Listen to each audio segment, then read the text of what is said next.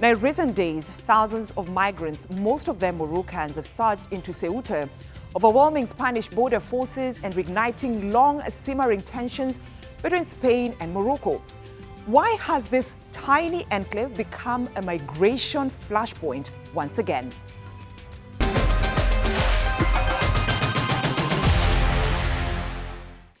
Now, more than 70,000 people made their way to Ceuta. They arrived on foot, by boat, and some even swam. They climbed over fences and pushed through gaps in the border wall. Many said Moroccan police officers waved them through, pointing them towards Spain. Now, Spain's enclave of Ceuta lies on the northern coast of Africa, bordering Morocco and overlooking the Strait of Gibraltar. Although geographically situated in Africa, Ceuta is administered by Spain and alongside Melilla forms one of Europe's only two land borders with the African continent. Now, the Tarajal border crossing is the main official gateway between Ceuta and Morocco, but it has also gained notoriety as a focal point for irregular migration into Spain. Between July 30th and 31st, an estimated 72,000 migrants from Morocco crossed into Spain's enclave of Ceuta, many by swimming around the Tarajal border area. The surge has been described as one of the deadliest migration incidents in recent years. Now, Spanish authorities were forced to reinforce border security and invoked existing cooperation agreements with Morocco to begin returning migrants who had entered illegally. On August 1st, Spanish Interior Minister stated that migrants who crossed into Spain on July 30th had been returned to Morocco, insisting that illegal entry does not lead to legal residency. Now, security at the Ceuta border, including around the Tarajal crossing, has been heightened, and a new 500-meter floating barrier has been put in place. Authorities from Morocco and Spain say they will work together to stop irregular crossing. There was also an earlier assessment and discussion of how to install a fence, a pneumatic barrier, and then a second line of buoys, in order to comply with the interpretation of the Supreme Court ruling of 9 July. Now, more than 70 people were reported dead during the attempted crossing into Spain, according to Spanish authorities. While in Morocco, relatives of migrants who crossed into the Spanish enclave of Ceuta continue to search for their loved ones. Some of the migrants who managed to enter Spain say they risk the dangerous crossing in search of a better future. We came here because we know Spain helps young people. We hope to obtain legal status as migrants. It's a country that supports people and where we can envision a future. I have maybe families, they wait me and I want to help them. I have many dreams. And the first dreams to me, just I want to help my last family. You know why I said last? Because I lost a lot of them. Maybe there is just 3 or 1 of them. And I want to help them. I don't want to lose that people still. And I will fight for them. I will do anything just to help them. In response to the migration surge, Italy imposed temporary border checks on travelers arriving from Spain. The decision has reignited debate among European leaders about whether tougher measures are necessary to safeguard the Schengen free movement zone. Spain, however, has pushed back, maintaining that it is managing the situation adequately. So by stepping up checks at French-Spanish border, which is precisely what has been done, we are better able to combat these secondary movements. And we took action as early as Friday to further reinforce our presence there. I would like also to mention that, following discussions with my Italian counterpart on a Friday afternoon regarding planned measures, we have decided to strengthen land border controls along the French-Italian border as well. Finally, it has become clear that the Schengen area has in no way been compromised by the crisis of 30th July. There has been no secondary movement or any possibility of such movement. It has become clear that Ceuta has had a special status within the Schengen area since 1991, in the sense that no one may leave Ceuta without effective document checks, not even European Union citizens themselves. Let's hear more from Giuseppe Scrotino. He's a professor of sociology and migration specialist at the University of Trento. He joins me now from Pula, Croatia. Thank you for joining us here on Africa Matters. You saw what happened on the 30th and the 31st of last month. But is the latest mass crossing to Ceuta different from previous migration surges into Ceuta and Minela? And in what ways is it different? Well, in many ways, it's very similar to what has happened several times, starting in the 80s, so for decades. Sudden influx of people at the border of Europe. I guess most Turkish citizens remember what's happened in 2015-16 between Turkey and Greece, but many other people will remember what's happened in Belarus in 2021. And now it's in Morocco. The key part is simply that European migration policy is really fragile. And it really depends on the collaboration of neighboring countries in doing police control for them. In some sense, given the liberal constitution of the European Union, it's very difficult to turn people down once they are at the border. So in some sense, European migration policies has always been built on the assumption that neighboring countries would help the European countries, preventing people from arriving at the border. Mm-hmm. And what has happened in Morocco is likely a combination of factors, including geopolitical tension between Spain and Morocco, but also misinformation concerning the Constitutional Court decisions of Spain. And of course, the most important issue of all, a very large migration pressure building up at the borders of Europe. All right. Many people want to arrive and very few people can get in. All right. And you're saying that, Europe's migration policy is fragile. What do you mean by that exactly?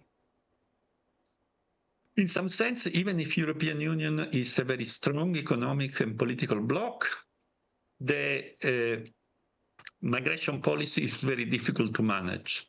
First of all, for the number of people involved, the number of states involved, the number of interests involved, but also because it's built on the idea that if you are within the European Union, you are entitled to several rights, while this very liberal internal constitution is built on the idea that very few people should arrive. Mm-hmm. But clearly, many people want to arrive. So there is a pressure just on the border, because the border is the place in which, if you succeed in getting in, you will be entitled, as example, to claiming asylum. All right. If you don't succeed to get in, you will not.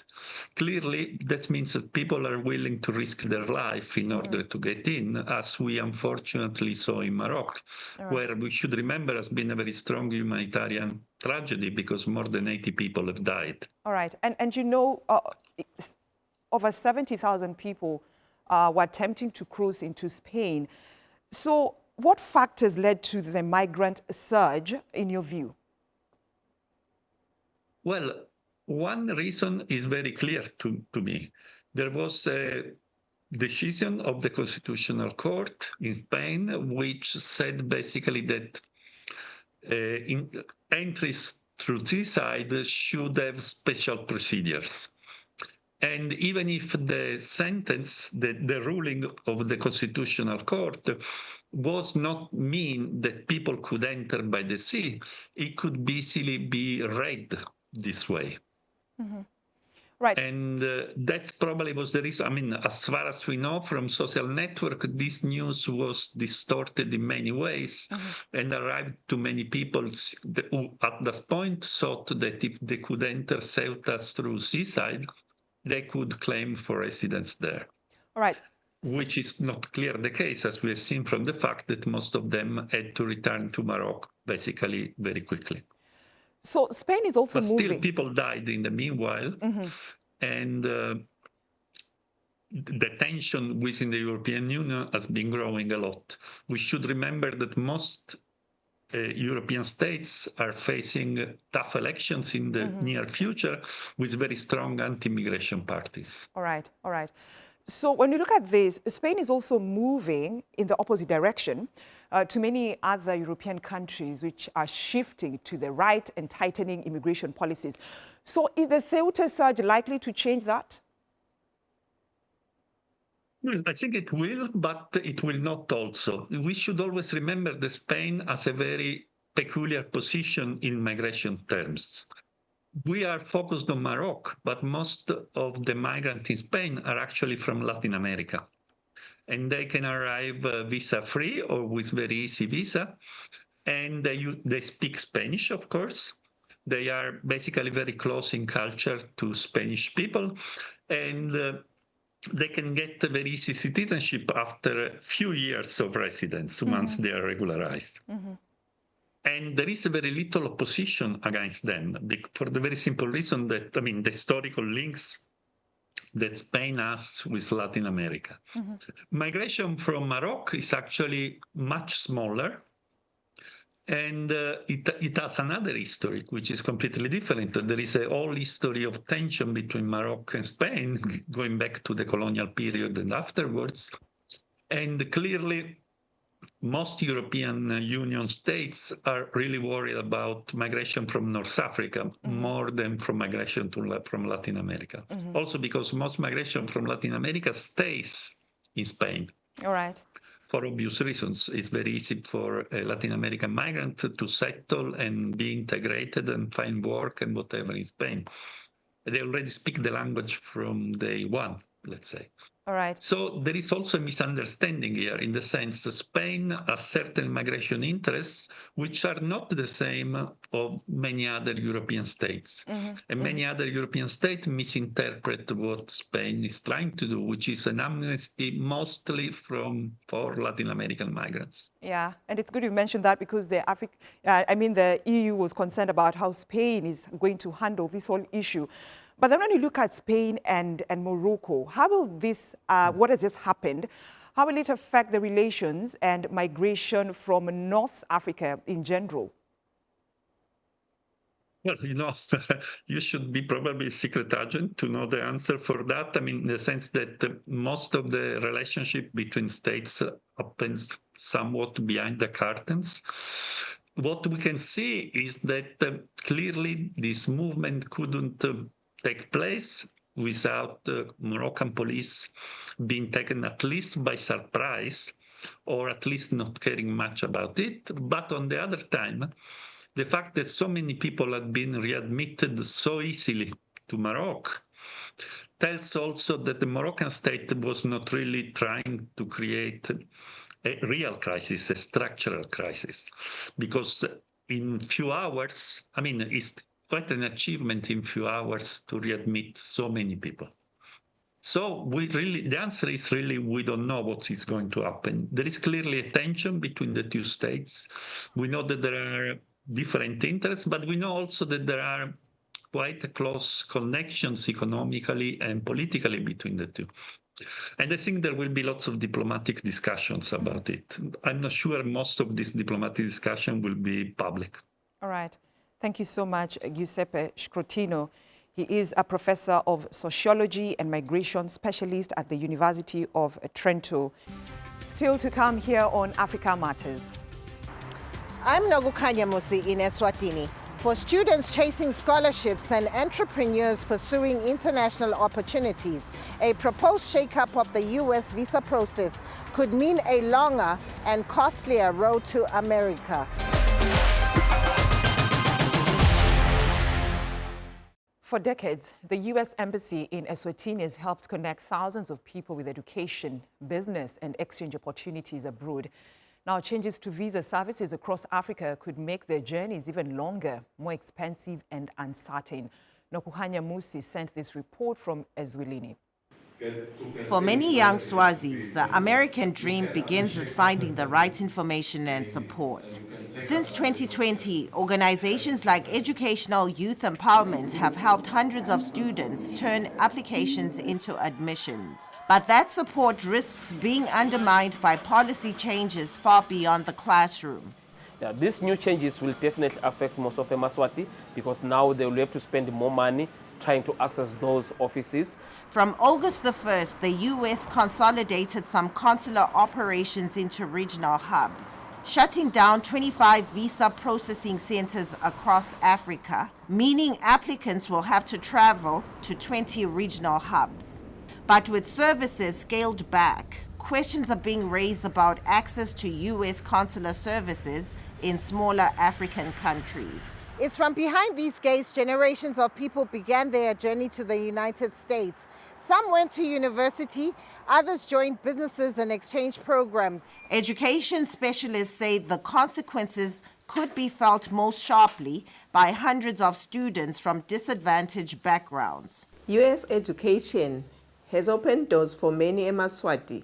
If accessing a visa becomes more expensive or complicated, talented students, especially those from disadvantaged backgrounds, could find those opportunities harder to reach. For those who have built lives in the U.S., local consular support also helps them maintain ties with home. Maggie Sangere runs a beauty business in Atlanta, Georgia, and regularly returns to Eswatini. She says forcing applicants to go abroad could disrupt both professional and personal commitments. For me as an entrepreneur, because going to another country to do a visa, it will so strenuous. It's going to be like money and leaving my business behind, especially also the students, those who need to have educational opportunities. It's going to be difficult for them because they won't even afford to travel and get the visas.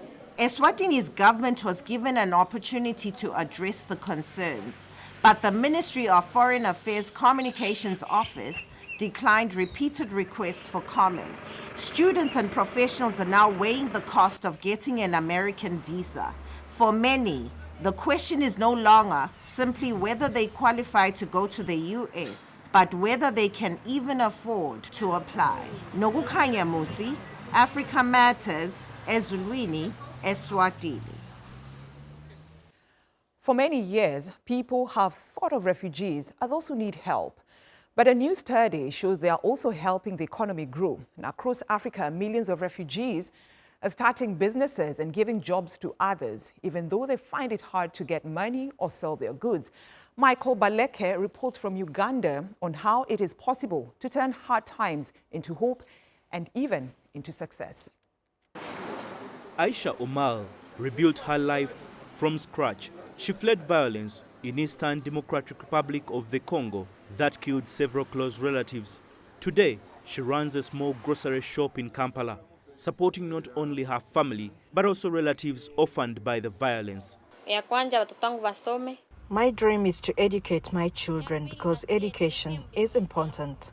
I also want to grow this business so I can pay rent, cover school fees, and support my husband in providing for our family. Aisha's story is part of a much bigger picture.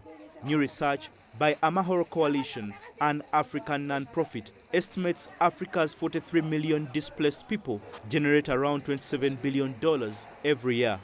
The report argues refugees aren't just receiving aid, they are also helping drive local economies. Walk into this business and nothing immediately tells you its owner is a refugee.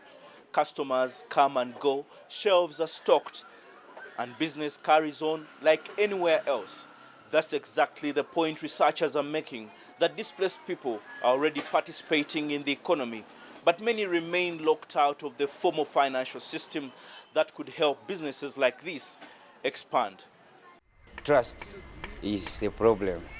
People do not trust refugees. Yet when they don't trust us, we are also being left behind.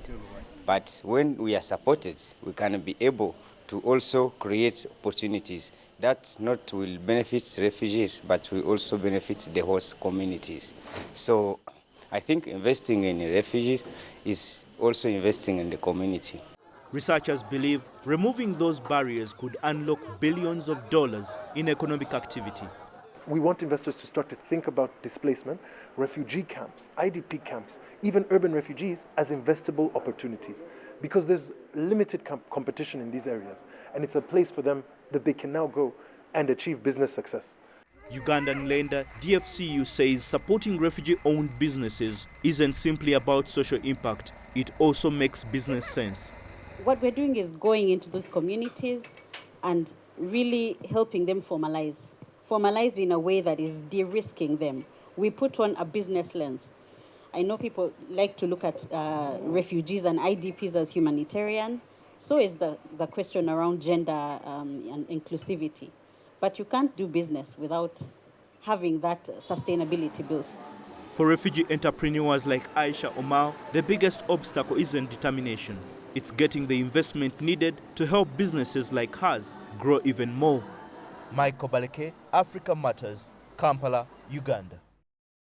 To Sudan, where farmers are facing a double blow, rising fertilizer and fuel costs driven by the U.S. war on Iran are squeezing their livelihoods, just as their country's own conflict puts what they do grow at risk. Zama Lutuli reports.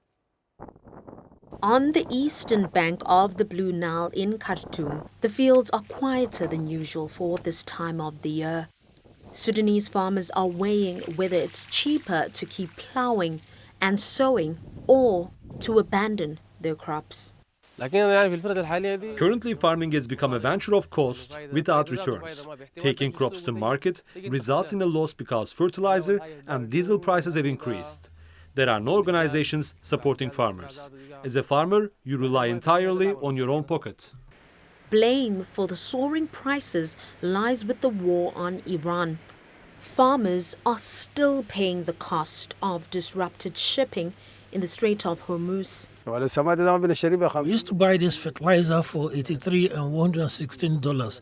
Now the price has reached $266. To transport our fields, the cost will climb to $450. But Hormuz is not their only problem. Sudan's own war is also crippling in a different way. Omar says the crop reserves he stored from previous seasons were stolen by the paramilitary Rapid Support Forces.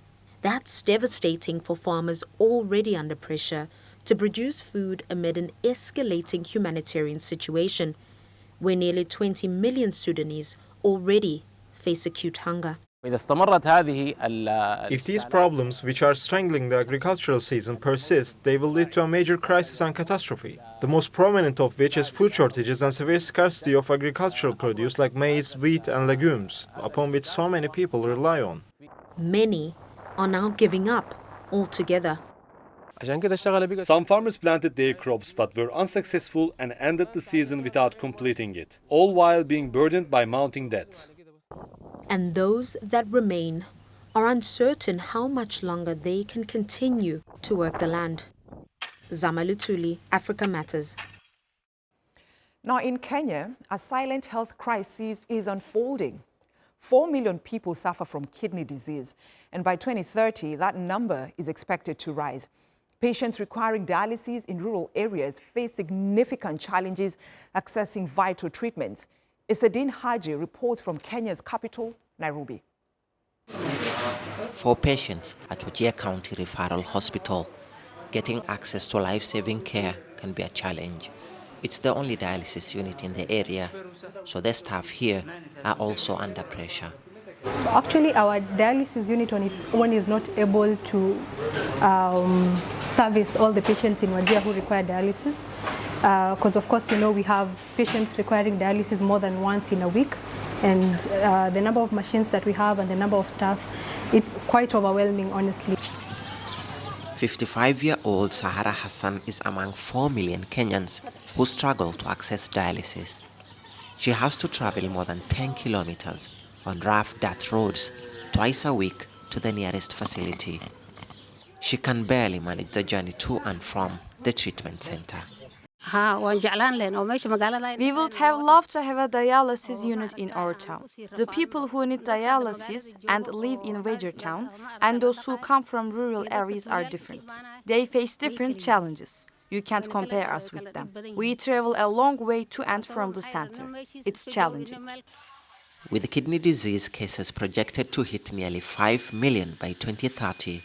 Not only patients coming to hospitals like this are burdened with the rising cost of dialysis, with many also struggling to access the equipment they need. A new initiative in Murang'a County called Renal Roads aims to bring treatment closer to people using specialized mobile trucks.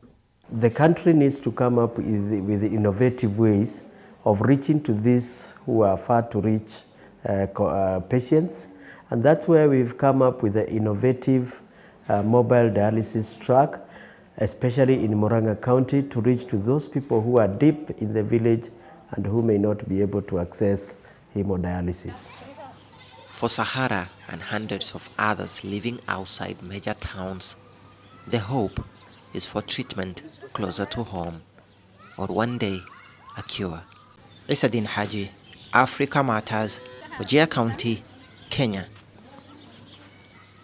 That's our show this week. Share your thoughts and questions about the migration surge in Ceuta or any other stories you've seen. You can leave your comments on our Africa Matters YouTube page or on X. Thanks for watching, and it's goodbye from me, Brenda Zeda Radido.